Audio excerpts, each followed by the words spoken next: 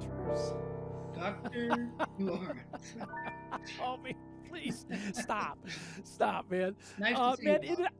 oh my gosh, I am so thrilled, because you and I have been talking about doing this for a while, Yes. and we have finally connected. We've finally made it happen, and I am delighted and I'm thrilled and very thankful that you have decided to come on Jazz Piano Skills and share your story and share your journey with all the Jazz Piano Skills listeners. Yeah, I hope that some people can relate to my own experiences, even Well, as a I think bad student.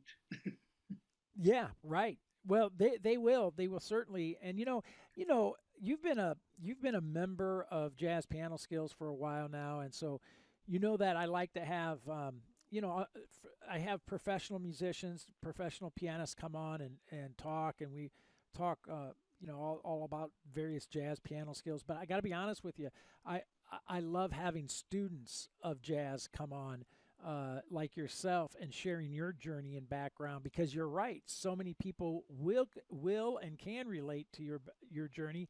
And I've said this before, and I know you can appreciate this from an academic background as well.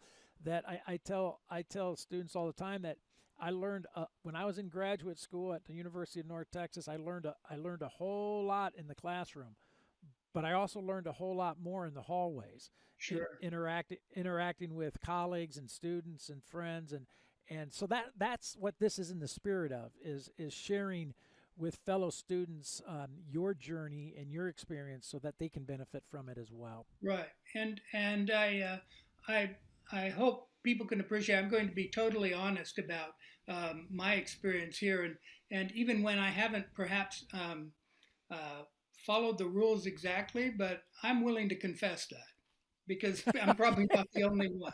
You know? You're not.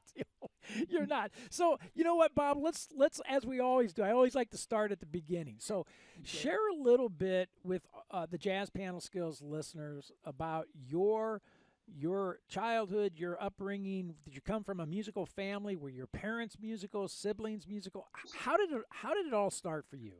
Well, you know, my mother was probably the biggest musical influence on me. She actually played jazz guitar on Oh wow! before she got married on the CBS Radio Hour with Don Amici. Now, this was this Wow! was back probably in the late 30s, early 40s, and of course it was radio, Right. and so they never saw her because I remember her telling me that most of the band members thought it was very odd for a woman to be playing jazz guitar. You know that. Yeah, you don't see that. You don't see that often. Yeah, but she she knew a lot of the music from the swing era from the 30s and Right. 40s, and she introduced me at a very young age to the guitar. And um, I I loved the guitar, playing the guitar, but at the time I wanted to be Bob Dylan. I didn't, and she would play these Charlie Bird and Herb Ellis records Oh for my me, and gosh! she'd say, "Now let's see if we can learn this." And I thought, I don't want to learn that. I want to, I want to be Right. a rock and roll star. And The next Elvis. yeah, so I learned enough from her basics, um, but I never took formal music lessons from a teacher because she taught me as much as I was willing to learn. And of course, like a lot of kids, I formed a band and a garage band and had that in Right. high school. But uh, I didn't consider that music would be a vocation for me. Uh, Right. and once I went off to college, uh, I really didn't pursue music at all for many years. It wasn't until actually when I was about in my late 40s, early 50s that I finally realized I really missed music. I always kept the guitar around, and I kept, Hmm. by that time, um, we had inherited from my wife's mother old upright piano, and I thought, boy, this is my chance if I'm really going to go, return to my love of music. It has to be here, and so. I started taking formal lessons. And of course, when you take formal lessons, you often wind up with a kind of a classic, Right. classical Right. piano Right. lessons. And I had a very good teacher. She was very good with adults. She understood, what adults uh, would prefer to learn. So, but a lot of it was performance based. Not a lot of theory, not a lot of Right. Right. you know. There was sight reading, but mostly it was on performing pieces. And Right. uh, I would play the pieces. We would have these little, what she call them, a bash. She called where she'd invite all of her adult students together, and she'd buy some wine, and we'd sit around and play for each other, and Nice. those were great Nice. fun. But Yeah. when I Nice. would go to her house and play for my lesson, she began to notice that if she didn't turn the page for me, it didn't make any difference. That what I had done was I had memorized the entire piece, Right. Yeah. and I Right. was just playing it by ear, Right. And well, you can't really do that in classical piano. That's Right. sort of taboo. And so finally, she said, have you ever thought about jazz piano? Maybe that would be more up your line. And I thought, well, no, I hadn't, but I was intrigued by it. So she gave me some books, and she uh, pointed me toward a jazz piano teacher who Yeah, happened to Bob. live That's a very yeah, close yeah to the that neighborhood. yeah yeah that's a nice way of saying, hey, if you're not going to read the music the way it's written, you should go ahead and play Yeah, jazz. exactly. I thought, well, that's, I guess I wasn't surprised that was coming Right. from a dyed in the wool, German classical trained pianist. Yeah. You got kicked out is what happened to you, I man. You think didn't. I think I did, yeah, and and it kind of appealed to my rebellious streak, and I thought, well, why not? I could do that. So then I took about a year of jazz piano lessons. I'm not sure I learned that much, and then life got in the way, and I Right. kind of gave it up for a while. But once I retired, I thought, um, this is my chance to really get serious about it, and I I did try some other online teaching methods, and Uh-huh. one thing that I really appreciate about your platform and your approach is that too many times what I was really being taught was licks. Like, Oh yeah. you Right. know, if you know this one lick, you'll master every song, or Right. learn this one chord and you'll play thousands of songs. And I Right. always thought, well, that just sounds like shortcuts. I want to really learn the piano. And Yeah. that's what I found in your lessons. That it took me right back to some real basics, which I needed, and but it did it in a way that I was always building on what I had just learned. So Yeah. I really appreciated that, and that's where I think my real learning has come. Wow. So share with everyone your professional background. Well, I uh, I took a couple of degrees from the University of California. I went to Berkeley and Uh huh. mostly studied English, and then when I got my first teaching job, um, I, I taught English, of course, but they wanted me to teach a film class, and at that time, film classes were usually taught through the English department. There was no such Okay. thing as a film studies department, at least not around here. And so I developed a curriculum and I taught film for uh, first of all English and film and literature and film, and then just in my last years before I retired, I just taught film because I was also working as a college administrator. Right. What school? What school was this, Bob? It's at Watcom. It's up here in the Pacific Northwest. It's just a very small school. Okay. Wonderful. And you were there for how many years? I was there for 34 years. Wow. Wow. I S- Well, when I came to Watcom, it was one of these experimental colleges, like a Right. college without walls. You may remember those from the Oh, 60s. Uh, right. Yeah. Right. uh, Right. uh, and that just appealed to me. I thought, yeah, it's kind of like guerrilla teaching. I'll go out and find the students and I'll teach them something. And, you know, and to heck with the low salary and the Right. lousy Right. Right. conditions of the buildings. Um, but then eventually, of course, the college, as it got more students, kind of developed into a typical, really kind of a junior college, and Right. and it became very sort of respectable, which I always felt was kind of sad because I kind of liked the guerrilla teaching idea, See, yeah, you got that rebel side going there, Yeah, man. yeah, yeah. So, okay, so well, your mom must be thrilled. Wherever she is, she must be thrilled that you're like doing jazz now as a jazz guitarist, right? Finally, it sunk in. Yeah. She was uh, very excited. Now, this is in the early '60s, but she was very excited about the emergence of bossa nova, and Oh, right, and she would right, play bossa nova on the guitar, and she would try to teach me. And at that time, it was still relatively new in the U.S. right, and right, uh, but it was very trendy. It was very hip, and right. so it developed a kind of fondness for that as well. So that was kind of an interesting Mm. influence. But mostly, she taught me respect for those, the American songbook, Oh those yeah, old yeah, songs, yeah. The which standards. in Yeah, jazz become new songs. that's right. Yeah. That's exactly right. That's a great way to put it. Okay, so I'm interested. You may have mentioned it, but so your mom being a jazz guitarist, but now here you are, and pursuing jazz piano. Why the tilt toward piano as opposed to guitar? That's a good question.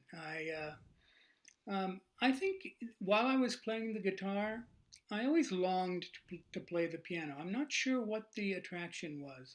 It may be Mm-hmm. something as simple as there's so much richness and possibility on the piano, Correct. Right. that it becomes kind of in a small way, it kind of becomes its own orchestra. No Um, doubt about it. Right. and that really appealed to me. But I have to say, my parents, they were not wealthy people. They did not. We did not have a piano in the house. The only piano I could get my hands on was at a neighbor's house, and they had four kids studying the piano, so I never got to approach it very often. But I always Right. longed to do that. I always loved piano music, and so that's what drew me to the piano. Yeah, that's awesome. Okay, so here you are. You're retired now. Right. Retired, and you have the time to devote to the study of music and the study of jazz, which is fantastic. I think I can't think of any better way to spend retirement, quite honestly.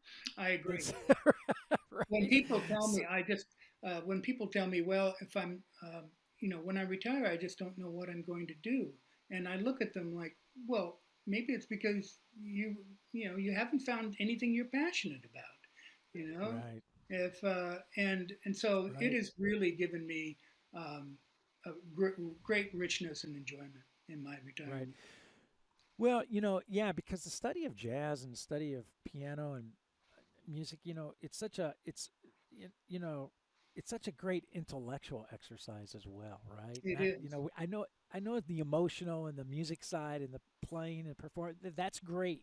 But a lot of times what people don't realize is there's a fabulous uh, intellectual side to this study that is like a fascinating, huge, gigantic jigsaw puzzle, and you're putting these pieces together and making it all make sense and connect to one another.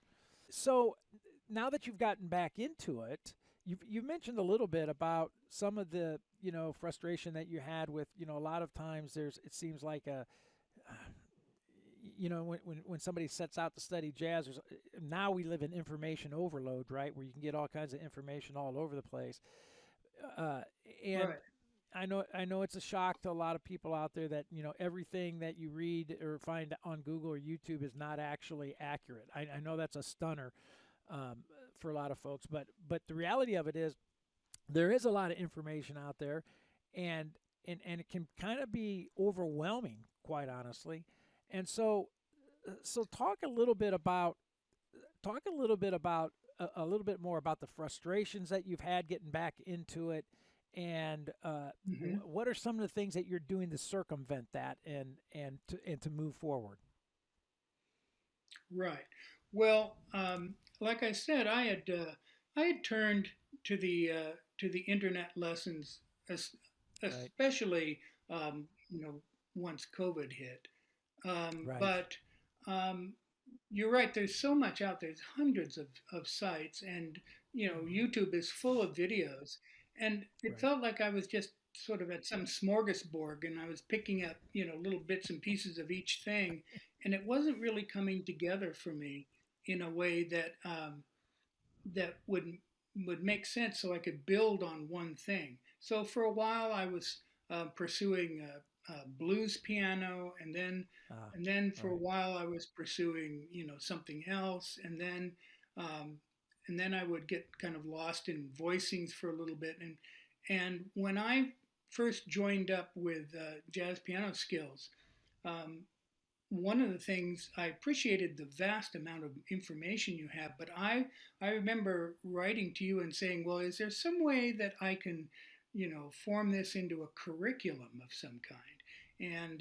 And then you suggested that I try the courses, Right. and that really then took off because I started at the beginning of those and worked through those, and I really loved the way in which you had, like I've said, you kind of build one on the other. So at the Right. same time, as I was learning skills, I was also kind of trying to put those skills into practice by learning pieces, and Right.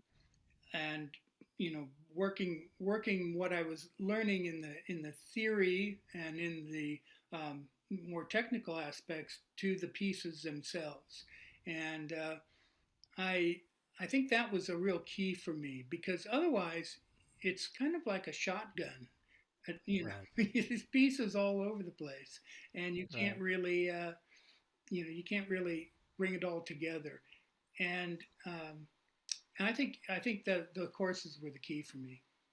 Oh, that's awesome. That's so nice to hear too. So, you know, it's funny, right? We say the study of jazz, but you know what I tell students all the time that, especially students that I'm working with here one on one here at the school, I always say, I know we say we're studying jazz piano, really, but really we're studying music and we're looking at it through the lens of jazz. Hmm. But being able to understand the harmonic structure of music, how that's put together, the keys, the chord scale relationships. These are things that exist in music regardless of the genre, right? Right. Whether it's classical music or jazz music or rock music. I mean, it's the same 12 notes regardless of the genre Right. of music that we're playing, right?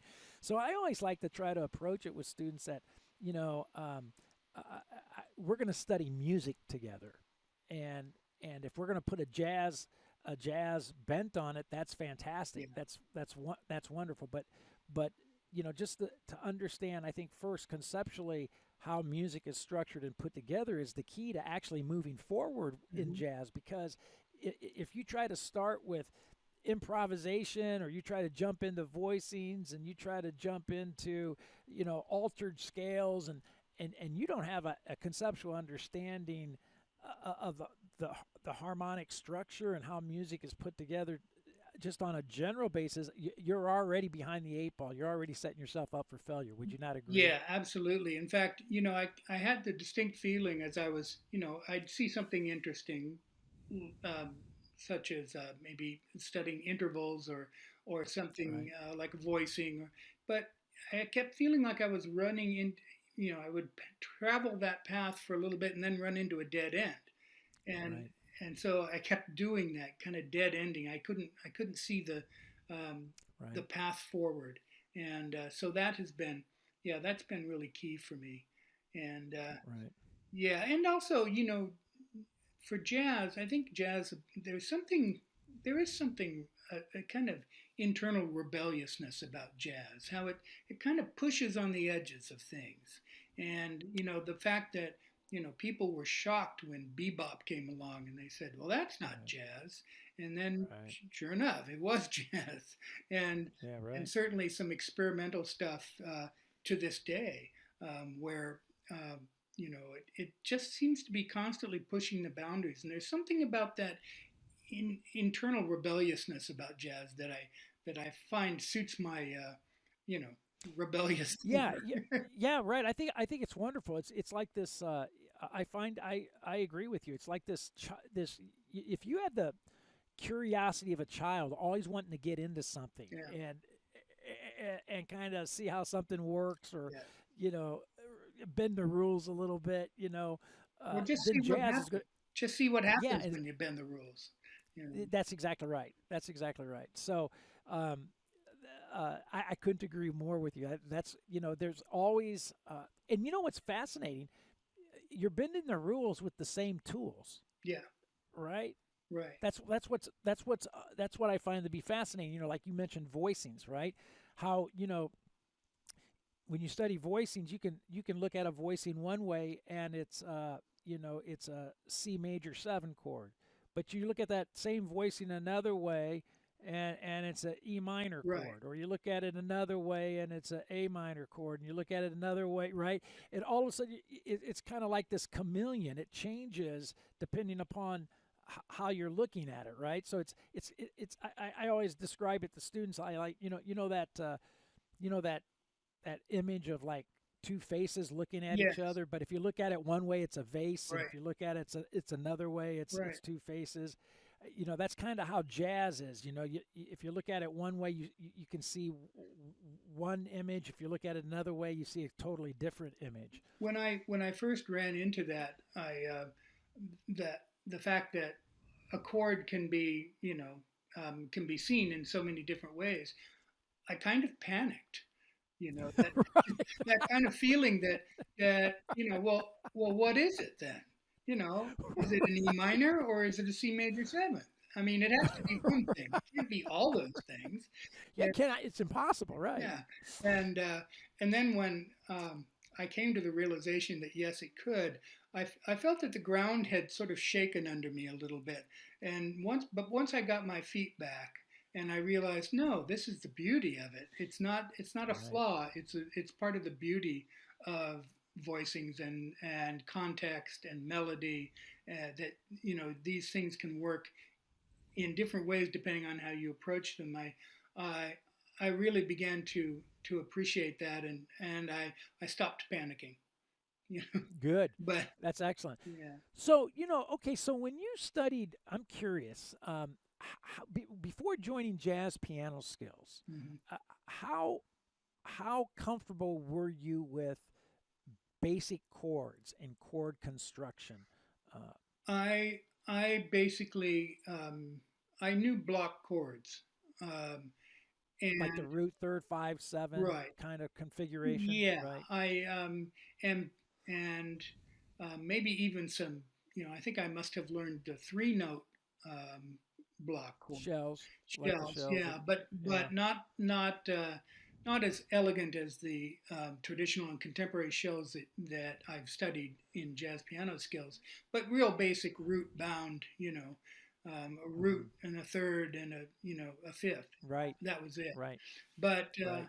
uh, the and I had, I was always a terrible reader of music, so I, that was probably why I insisted on memorizing all the classical pieces, because I frankly was such a terrible reader that I couldn't Hmm. follow it. And I do appreciate the fact that your system, your pedagogy has offered um, alternative to that. It's certainly necessary to read them, but those like the 60 essential chords, but Right. um, but you also offer visual impressions of that too, which to be honest, I think is really useful for me. I can read much better now than I could, a couple of years ago, but I like the Yeah. visual image. I still rely on that. Yeah. Well, and that's because, and I think you would agree with this, right? That I tell students all, look, a student will say to me they want to study music, and I always say to them, that's fabulous. Then please tell me what is music the study of? That's a And good question. right, and they immediately sit back, with panic on their face because they're not capable of answering what music is the study of, but yet they want to study it. And I go, see, so I said, don't you think we should actually define what music is the study of, so that we make sure we're on the same page here, right? And so I go from there to explain to them that music is not the study of dots and buttons like we're traditionally taught. That we look at a piece of music, that dot means push that button, and that dot Right. means push that button. That really ultimately, and even for great classical musicians, this is the same as it is for jazz musicians. Ultimately, music is the study of shapes and sounds. That's what music is, right? Yeah, Harmony, absolutely. right? Everything's a shape. Whether you're playing that shape harmonically or whether you're playing that shape melodically, there's a shape to it. And then there's a sound to that shape. Is it major? Is it dominant? Is it minor? Half diminished? What is that? Right? What am I hearing? And once you start actually, I think, um, approaching music from that understanding that it's the study of shapes and sound, and then your practicing and your study of it is illuminating that fact, Right. don't you find that that's when you actually start to move forward, Absolutely. as opposed to it just being a dot button kind of relationship? Right. Well, I kind of felt um, that's kind of what I felt I had fallen into in studying classical piano, um, Right. because you know there was uh, there was an assumption that my teacher made that most adult learners don't really want to be burdened with a lot of theory and a lot of abstract musicology.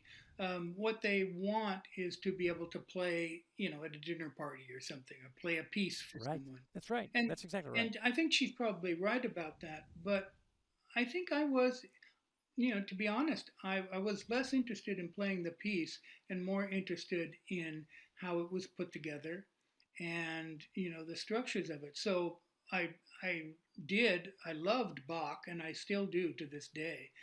I think Bach is brilliant, and the deeper you look into it, the more you appreciate that architecture Right. and That's sounds right. and shapes. So um, yeah, I think that it is much more the sounds and shapes than just being able to follow the dots, as it were. Yeah. And in fact, what's interesting, I would go as far as to say to classical lovers that I would say to them, study jazz and you'll be a better classical player. And the reason being is because you'll start to actually see the relationships of all those notes, what you're actually playing, as opposed to just seeing one dot going to another Hmm. dot going to another dot. Right. And actually understanding music from a jazz perspective, how a jazz musician looks at a piece of music, uh, only benefits the classical piano player. Yeah. In fact, and I say that out of personal experience. My classical piano playing became much better after I studied jazz. that's that's it. I haven't looked back since I started studying jazz, but if I ever do, it may come as a surprise to my teacher. But Ru- yeah, the well, one of the things that I also really appreciate is the Saturday standards. Um, oh yes, you know, I have to say one of the things as a film teacher that I I worked on for 30 years was trying to get students to recognize that older is not bad and that newer is not better. And so, I would show them, I would teach a history of film class, and for the first two-thirds of the class, we probably saw nothing in color. Everything was in black and white. These were classic yeah. movies. And my students would say, well, when are we going to get to the good stuff, the color movies? And I'm thinking, well, wait a minute. I just showed you some of the most brilliant filmmaking, you know. Um, it's not like, everything Oh, old that's was hilarious. was just, you know, inadequate, and that suddenly now we finally figured out you know, how to make movies, and but I think that something similar happens in jazz where you know like one of the Saturday standards. I remember thinking, "Oh gosh, I've heard that song a million times. I'm not sure I want to even learn that because that's an old song." Yeah. And So yeah. once you actually study it and you get inside of it, and you realize there are treasures in there. Oh my There's goodness all gracious. kinds of gems, Yes. that and all kinds of wonderful things to learn from, even in the most sort of familiar tune. There is, Right. if you study it carefully, it has much to reveal to you, and I really No doubt appreciate about it. Yeah, no doubt about it. Okay, there's so many things I want to comment on based on what you just said with the film, um, and then also about these old standards and really studying it. So let me talk about the film stuff first that it. you Sure. just mentioned. You know what's fascinating about that, and I'm curious to see what you think from a film perspective. Um, I've come to realize in my journey, in my jazz journey and the study of jazz, that the history of jazz actually becomes our um, our our blueprint, our curriculum, if you will, the course of study that we should pursue. Like when I tell young jazz students, I'm going, you want to know, you want to know the outline of how to study jazz, and they go, yes. I go, well, it's pretty simple. It's called the history of jazz. That's your outline. Hmm. Because you cannot just start to study jazz and jump in at Chick Corea. I mean, Right. you just can't do that, right? And by looking at, once you understand the history, the evolution of the art form, and you start to see how like improvisation, for example, was uh, very vertical. You know, the old jazzers would see a C major chord and they would think the notes, well, C, E, G, B. Right. So that they would think very vertical, straight up that chord. So they improvise on that chord, and then they'd go to the next chord, and if it was a D minor chord, they'd be thinking the notes D, F, A, C. Right? It was as if somebody said, "Hey, let's improvise over this song," and somebody in the room said, "Well, how do you suppose that we do that?"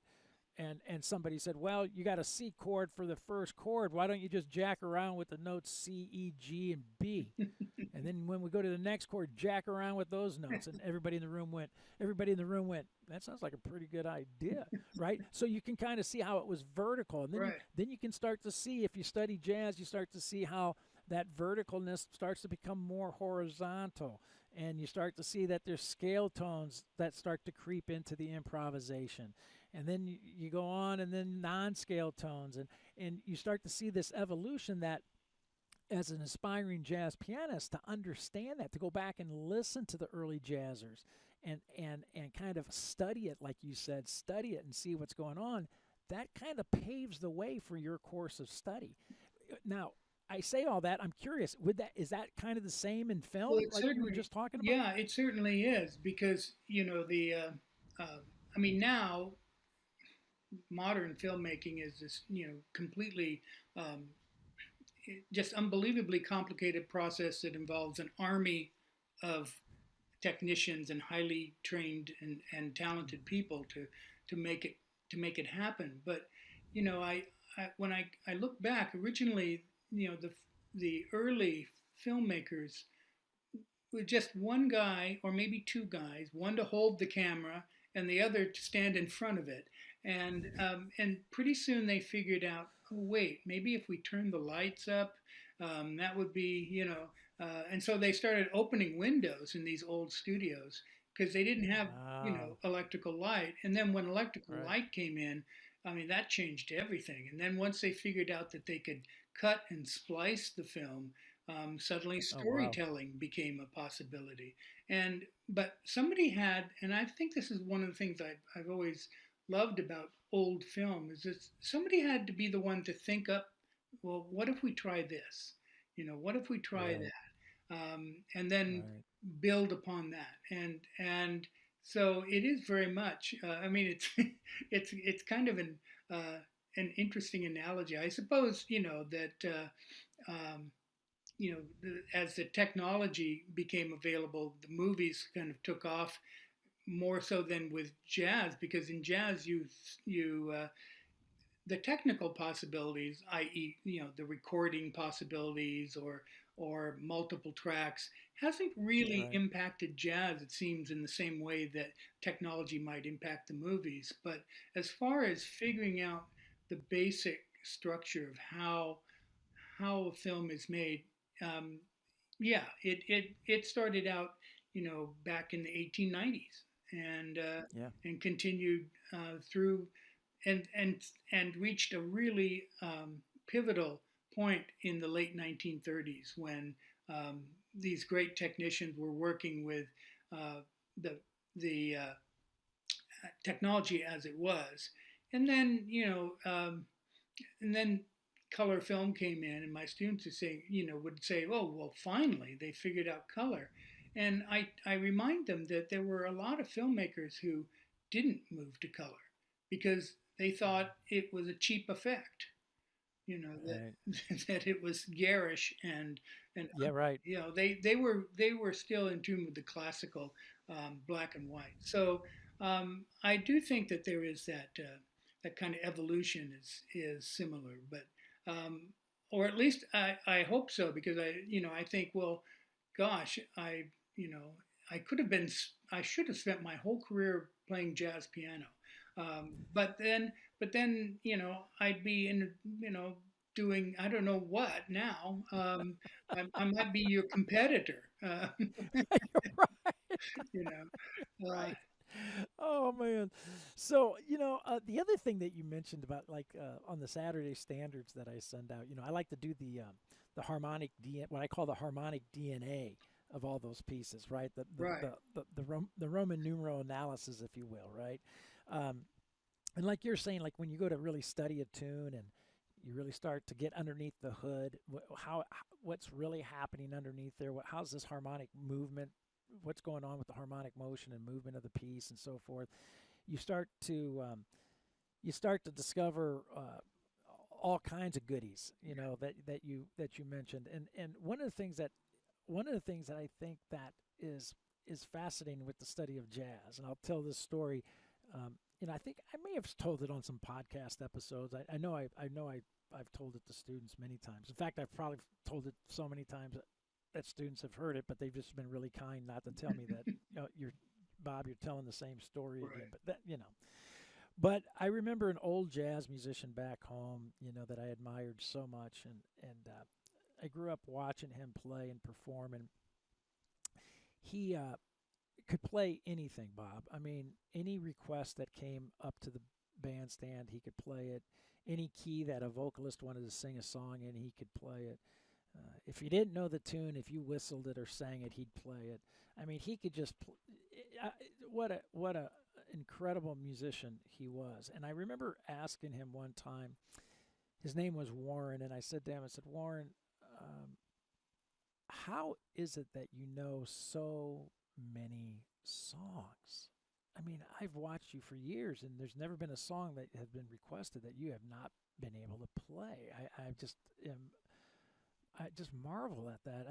How is it? And he was a car mechanic during the day and fabulous jazz musician by night. And so he had these greasy little fingers, and he always had a little cigar in his mouth. And like if you lined him up with 100 people and you said pick out the incredible gifted jazz pianist, he would be the last one out of the 100 that you would pick, right? Right.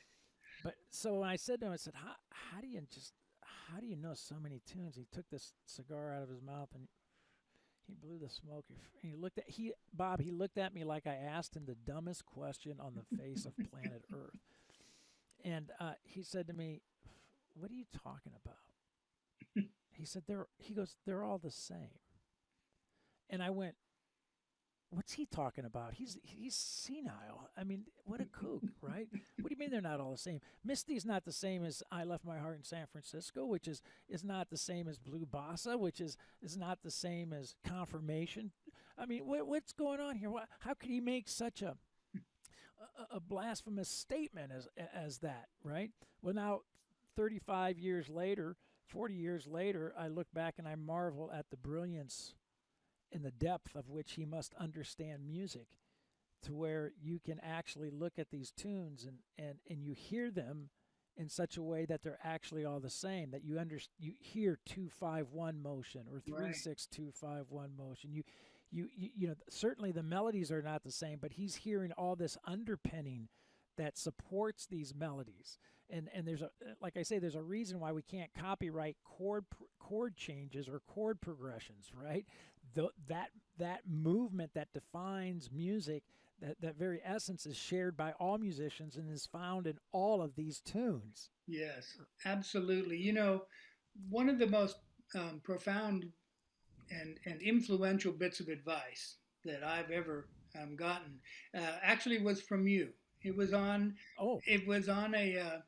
It was something. I think you were maybe one of the podcasts, but you had said, you know, how do you tell the difference between an amateur musician and a professional musician? And what you said was that the amateurs move toward greater complication, whereas professionals strive toward greater simplicity. And that has been a real transformational, oh, you know, enlightenment for me. I realized that it doesn't mean that you know you avoid um, you know um, nuance right. and elegance. It does mean that you see the, I think for me anyway, that you understand the structure, not only what needs to be in the music, but also what doesn't need to be in the music. You know, I was for far too long. I was thinking, well, why don't I add some ninths and elevenths and maybe a 13th to this? You know, thinking, well, that Right. would be really hip if I did that. Yeah. Yeah, Yeah. And of course the 13th is better than the 11th. yeah, yeah, oh, yeah. And the 11th is better than the ninth. That's right.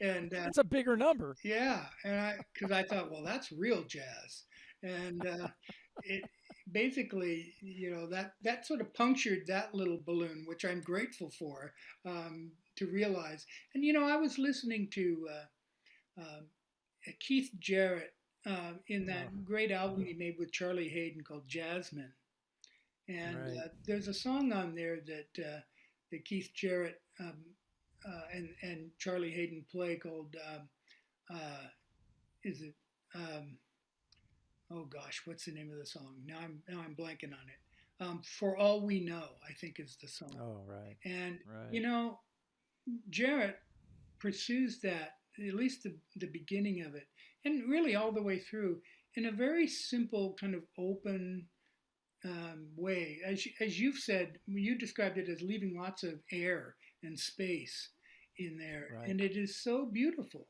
Beau- that he does that. And it's not easy to emulate.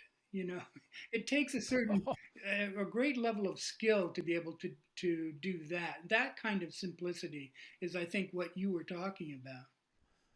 Well, that's exactly right. You know, you're mentioning Keith Jarrett. There's a version I just listened to the other day again of him playing My Wild Irish Rose. First of all, who plays My Wild Irish Rose? Yeah, Who's going to do that, right? Not too many jazz musicians I know. And here he's playing My Wild Irish Rose and playing it so simplistic that it's off the charts amazing. yeah, It's unbelievable. yeah. And so yes, I couldn't agree more with you on that. So yeah, you know, um, yeah, we do strive for. I think as you go down the road in your jazz journey, it is a journey of simplification, right? I try to tell students all the time that if jazz is complicated up here, if it's confusing or complicated or fragmented up here, then it's complicated and confusing and fragmented down here in the hands, Mm. right? So we have to get to the point And the students I work with, I go, I have to get you to the point. I have to teach you in such a way that music becomes simple. It's simple. Here. Now, I know there's the physical side of it that you have to actually physically execute. But if it's not simple here, up here, then you have zero chance of getting it to work here. Yeah. Yeah. If it's simple here, you got a shot here. Yeah. I think it, for basically, beginner students like myself, I think that's such an important lesson because if you don't know uh, if you don't know that much about jazz, there is this tendency to think, well, the more complicated it is, the more sophisticated I must sound. And Right. and I don't think any professional jazz musician pianist has ever thought that. But Never, ever. In fact, I'm telling you, here's another story I tell all the time. My very first transcription that I ever did was a Red Garland solo, A Foggy Day in London Town, mhm. his version of that. And I think it's off his Garland of Red album.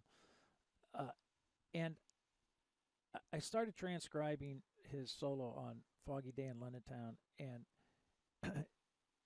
there's an F major chord, and the notes that he plays an arpeggio F-A-C-E, and I stopped the album. I wrote that down. I stopped it. And I said that can't be right. So I moved the needle back. I put it down again, and he plays. I stop. I wrote F-A-C-E again. I go, that's just. I said my ears are horrible.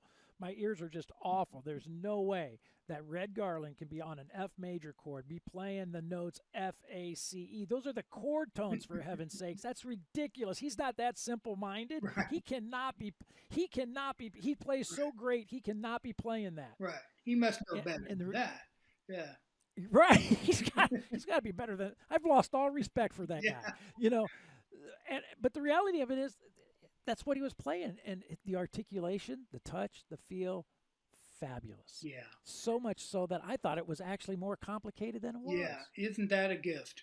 Well, I think the way that that your lessons, particularly in the podcast tunes, where you might start with giving a basic block chord and then move toward traditional shells and contemporary shells and two-handed um, voicings. And uh, you have said before, and I really appreciate this, that for a while you played in when you were just starting to play gigs. You played them all in block chords. Everything. And there's nothing wrong with block chords. Just because they may seem more straightforward than a contemporary shell, for example, in Right. fourths, does not mean Right. that they're somehow primitive or unsophisticated. Um, but again, that's the kind of awareness that I think beginning jazz students need to work toward. They need to understand that it's okay to play those block chords, play them well, and play them with a good sense of touch, and Right. they're fine. And I think you There. did a real service to all those beginning students by saying that Oh, you did nothing but play block chords for a while. oh, for a long time. In fact, I remember I'd go out and do gigs, and the band leader would hand the book to me, and I'd start looking through the book and the charts, and I can remember one night seeing the very first chord I came across. I looked at it, and it was like a C dominant 7 sharp 11. And I said to myself, well, not tonight. Tonight it's C dominant 7, Yeah, because I have no idea how to play a sharp 11. So yeah, tonight it's C dominant 7, yeah. right? I, And it's okay. yeah, It's okay. I still do that actually, Oh, right, right. because So yeah, yeah, well, it's funny. I used to play block. That's how we. In fact, that's how I think every student should learn those blocks first and foremost. Because really, Bob, going back to what I was saying earlier, the blocks. I tell students all the time. Yes, these are great. these are voicings that you should have under your hands, but whether you realize it or not, they're in an improvisational exercise as well, because it's Hmm. those shapes that you will use to convert to melody, Yes. Yeah. right? Those Yeah. shapes. Melody will flow from those shapes. So to know those blocks and their inverted shapes is setting you up for improvisation. And that goes back to the history of jazz piano. If you go back and look at the early guys soloing and playing, you will see that, oh my gosh, he's improvising off a C major 7 in second inversion. Yeah. Oh my gosh, right? And you actually see it on the page there, Yeah. right? Yeah. So I think that's a really valuable skill, which is why, that at least when I started following your curriculum, um, the first thing that I ran into were the 60 essential chords, and that suddenly, and I think you've mentioned this, knowing that there are 60 and not 160, that that was strangely comforting to me. It was like, well, this is not impossible. I can learn 60 chords. I mean, that's what I maybe I haven't memorized them, but I'd work through them again and again, and after a while, you sort of get the shapes down, and that's you right. you understand it. Speaking of Yeah. books, I wanted to show you. I do, and I'm sure other students do too. I keep a notebook of uh, all my Oh, look at all my. that. Now it's becoming unwieldy, and I'm just at the first leg of my journey. I'm going to need a lot more notebooks, I think. But all So the materials that you've supplied, um, the in the podcast, the illustrations, the lead sheets, the right. solo, all that stuff. I copy it off, I print it out and I keep it and I go Fabulous. back again and again because, That's there what. is, Yep. yeah, I think, there is no shame in going back and looking again at those 60 essential chords. There's no shame in going back and, revisiting some of the, harmonized scales that you've offered, and I think I had to convince myself that it was okay.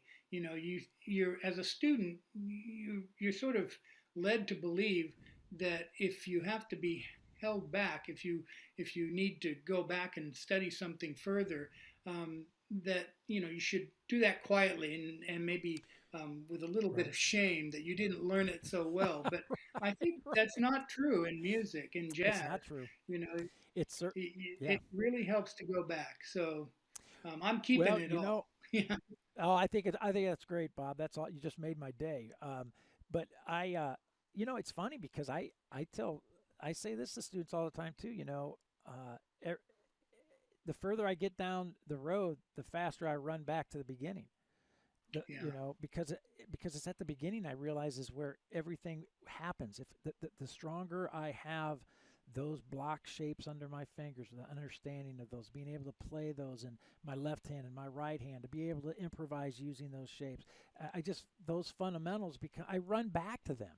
yeah. Right? It's kind of like a few a couple months ago I interviewed Bert Ligon and we were talking on that podcast episode. We were talking about when you go to spring training, you watch the greatest baseball players in the world, the greatest baseball players at spring training practicing fielding ground balls and practicing catching pop-ups and practicing making a throw from shortstop to first. And you're going like, wait a minute. I can see this on my little league field. What the heck are these guys practicing this Yeah, stuff for? I want to see something fancy here. They're out there practicing the very fundamentals of the game. right, And right. and that's what you're getting at. We should not feel ashamed to go back to practice the fundamentals of the game, of playing. And of course, every time I do that, I discover something about that whatever topic, whatever it is. Maybe it's a certain kind of voicing or Right. something else that I didn't see the first time. I think Right. as I bring that approach to the podcast too. I listen to the podcast usually like 3 times. So first time I'll just listen to it. Right. I and I won't approach the piano. The second time I'll Smart. print out the materials and have that in front of me as I'm listening to it. And the third time, I'll listen to it at the piano so I can actually, kind of follow along with what you're doing. And, you know, if that's a slow way to learn, well, I've got all the time in the world. I'm not, I'm not in any rush. You know what's you want to know what's funny? It's the fastest slow way you'll ever learn. Yeah, yeah, absolutely.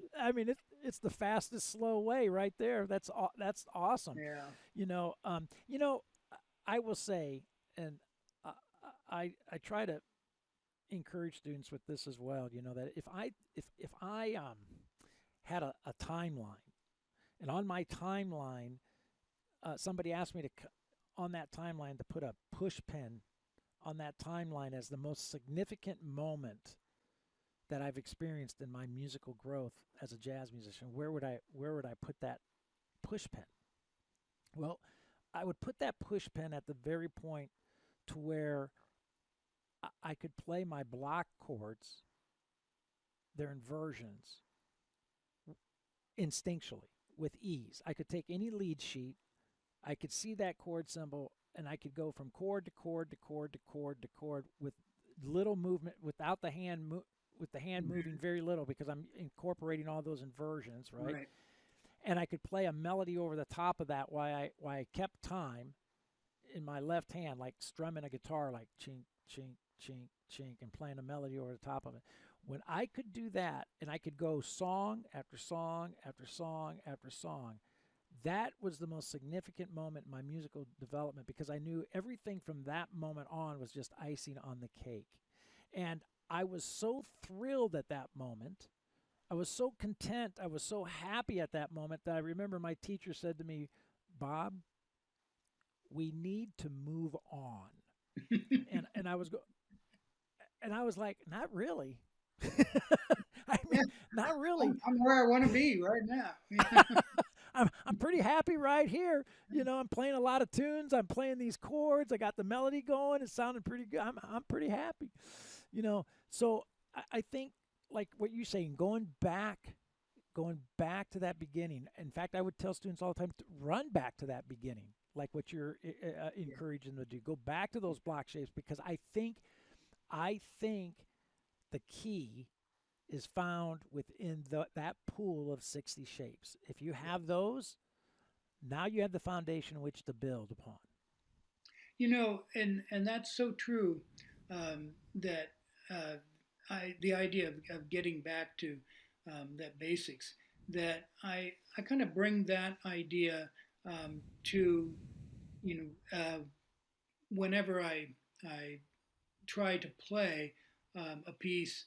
I'm always trying to think about getting back to the essential core of it and revisiting the basic structure of it, which is the architecture of it, trying to understand how the song it's built, and not immediately rushing toward, um, for example, improvisation. I think so many new students are so blown away by great improvising. They hear Bill Evans and they hear Keith Jarrett and they hear Right, Chick Corea and they right, think, right, um, "Oh, that's what I want to do," and they sort of right. skip over the tune so they Th- can th- do. And you can't possibly and you can't possibly do improvisation until that tune is deep in your bones. And, that's exactly right. I've That's come exactly to right. learn that and kind of temper my um, drive to improvise, because improvising is cool and everyone loves it. But the only way you can do it is if you've gone back and learned the tune deeply. That's right. In fact, I had a teacher that he wouldn't even let me begin to improvise until I could actually play that melody of that tune in my sleep. Yeah, And the reality of it is, if you play the melody and you're singing that melody, that in and of itself is improvisational, yeah, right? Because you're not reading it off a page. You're interpreting that melody. You're playing that melody, creating a treatment of that melody based on how you're hearing it and singing it internally. And that in and of itself is improvisation. And you should You know, in fact, I'll go as far as when I listen to somebody improvise, I can tell you in a second how well they know the melody or how well they don't know the melody Yeah. based on how they're playing. Yeah. Because if you really know the tune like what you're talking about, that melody can't help but to surface through your improvisation. Yeah. It's a hard lesson for those who think that they could just go straight into improvisation and sound like Right. Keith Jarrett or whatever. you know. But Right? yeah, yeah. So Yeah. um, with that said, I think that the learning the block chords and then the shells and then the two-handed voicings, in and of itself, it forces you to play that tune over and over and over again, and Correct. listening to the vocalists um, Right. sing it, and the words of the lyrics themselves sometimes are hidden in the notes themselves of the melody, No doubt. and it. I know you always say, well, just learn it by ear, learn the melody by ear, and that's the best way to do it. I have not. I'll confess, I have not always followed that advice. Um, I know that this will come as a shock to you, but I have a real book, and sometimes, sometimes I will copy a page out of it. Um, and but the while I've made that confession, I have to say, still, you're right. Until I can sing that to myself in my sleep, that's when I finally begin to get Yeah. that piece. Yeah. Well, I think there's and the truth of the matter is there's an evolution of that process as well. So I would tell, using a real book or a fake book with a melody written in there to kind of help start to guide to kind of jumpstart you Sure. in that process of learning melodies, of playing tunes. There's nothing wrong with that. That's how I did it. I had fake books, and I would just go to that fake book. But it wasn't until, and this is what you've been talking about this whole entire hour, it wasn't until I started looking at that melody and I started going, oh, wait a minute. That's arpeggio motion and that's scale motion Mhm. and that melody starting off the third of the key, or that melody starts off the fifth of the key, and I started actually looking at the melody much deeper than just dots, to where now all of a sudden I started to get to the point to where I could play melodies by ear. In fact, so much so, Bob, I used to always, I got to a point to where I would play melodies and I would say to myself, did I know that because I heard it? Or did I know that because of my analysis? Because I analyzed so many melodies that I could analytically get there. Did I get there because of analysis, or did I get there because of oral skills? And then I sat back in my chair and I said to myself, well, who cares? I got there, Yes, that's true. That's the main right? thing. Yeah, yeah. So it's not. I guess what I'm saying, it's not an either or, right? It's a both and. Right. We want to have the ear working. We want to have the analytical, the conceptual understanding. We want all that stuff working together to produce. Yeah. I mean, I can use the the real book, lead sheet, the melody, just one time through, and then once that melody's in my head, then I can learn it. Um, Well, see, yeah. yeah. Well, then you're on the right path. That's part of the journey. That's all. It's all part of the Well, journey. So I feel your absolution now that I've confessed, and and I forgive you. and you've forgiven me. Your penance, Bob. Your penance tonight, though, is you have to learn 3 standards without any reference to a fake I'm book. I'm getting there. I'm getting Okay. Oh man, that's so funny. Well, listen, man. Here's what's so funny. Before you and I got on the internet today and connected with one another, right? You and I went back and forth with a couple emails, and you're like, what are we going to talk about? And I said, hey man, it's gonna be fun. We're going to talk about music, and I had a whole list of things here that I wanted to get to and talk to you about, but it never fails, right? You get going on this stuff. Dude, we didn't even get we didn't even get down to 3 of my points. We only got to like 2 things. Well, yeah, So I have to have you back on at another date to continue our conversation. yeah, maybe I'll. Well, I actually had a list too, and I don't think I got anywhere near it either. That's jazz Oh, for you. that's jazz, right? Yeah. That's jazz.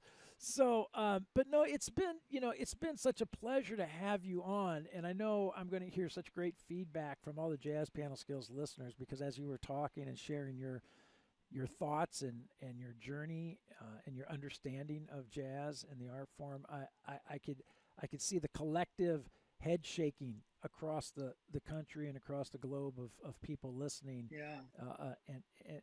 their head shaking up and down in agreement with you. So you have been without question an inspiration for so many today. And I can't, Well, on thank you. behalf of all the listeners, I just want to say thank you, Bob, for taking time out of your schedule today to join me and to share your thoughts. Well, thank you so much. I really appreciate it. It's an honor to be here. Well, um, and so just promise me that you'll come back and we'll continue this in the future to get maybe through all of our lists that all the topics that we want to talk That's about. right. I'll have a Love to have you. completely different list by then. Right. Yeah, exactly. So, all right. So, Bob, we're going to be broadcasting. This is going to go on Jazz Piano Skills. It's going to go out Tuesday. It's going to be fantastic. Okay. If anybody has a desire to reach out to you, is that something that they could do via email or anything like that? Absolutely. Yes. I'd love to hear from others. One of the things that I would love to see in the community, in the online forums, is students talking Yes, with each other. It's, absolutely. because as much as I respect you, I realize we also have things that we can say among ourselves and help each other It, along it, the go, way. it goes back to what I said at the beginning of our conversation. I learned just as much, if not more, Right. in the hallways, Yeah. and I want to stress that as well. I want everybody encourage everybody to get in the community. You're an active participant in that community, and I would love for folks to get in there and interact with you as well. That'd be fantastic. Sure. I'd love to. So so yeah, so reach out to Bob. Go through the Jazz Piano Skills community. He's there, and if you have any questions for him, he'd love to hear from you. And then we'll have you back on at another time soon, Bob. Great. Great. Great talking with you. Likewise. Thank you, Bob.